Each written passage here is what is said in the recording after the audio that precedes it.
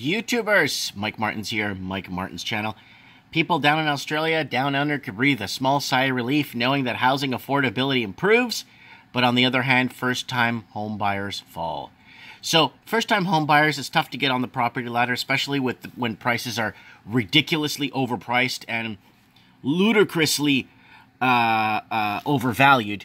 And now with stress testing, and now with a lot of banks with a lot of stress with the Royal Commission sniffing around on them, banks are making it very tough for anyone to jump onto the property ladder.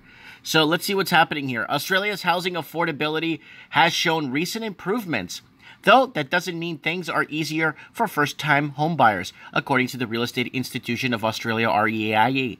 According to the Adelaide Bank of REIA Housing Affordability Report, housing affordability improved over all states and territories in September 2018 quarter, except Queensland, where it remained stable.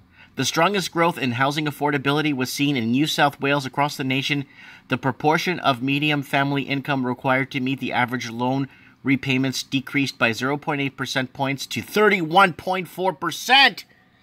That's a big deal right there. Over the same period, rental affordability improved in all states, territories except Victoria and Tasmania, while the Northern Territory saw the most improvement. The proportion of median family income required to meet the payments nationally decreased by 0.2%, percentage points of 23.9%. All states and territories saw decreases in the number of home loans over the quarter, with Australia seeing national decrease of 4.8%. The largest decrease was in the Act, where the number of mortgages fell by 7.8%. New loans were also found to have decreased by 11.9% from the same quarter in 2017. The decline ranged from 17.6% in Western Australia and 4.4% in South Australia, with only Tasmania showing 2.7% of increase. Why Tasmania, guys? Well, it's because everybody moved there from the big cities because they couldn't afford to live in the bigger cities like Sydney and Melbourne. So everybody went to Tasmania and settled in Hobart, right? And then that started sending property values through the roof. REIA President Malcolm Gunning said that despite these signs of improved housing affordability, number of them home buyers decreased by 2%.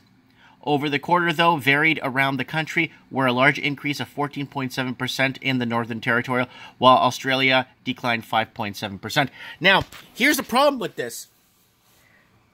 So what's happening is people are exchanging homes between their class. So when somebody sells, now they buy, so they're exchanging between each other.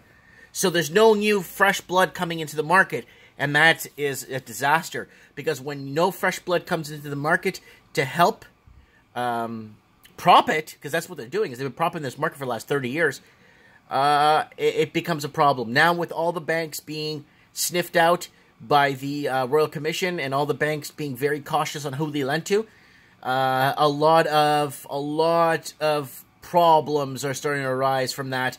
So a lot of banks want to keep their books clean now, which they should have started from the beginning. So credit squeeze is emerging, and they want to stop on high lending practices, and that's what's becoming. And because housing in Australia is based, it's based on its economic growth. The country's economic growth is based off housing, which is crazy. They should be doing something else, like exporting and creating jobs, not these private sector jobs. Public sector jobs. They need more private sector work there in Australia. More taxable, good jobs. Private sector. Anyways, guys, let me know what you guys think. With homes not exchanging, with less and less fresh blood coming into the market, with an oversupply coming, Sydney and Melbourne are crane city, cranes everywhere, with a whole bunch of builds gonna be in 2019, 2020, 2021, 2022, up to 2025. Huge projects that already broke ground.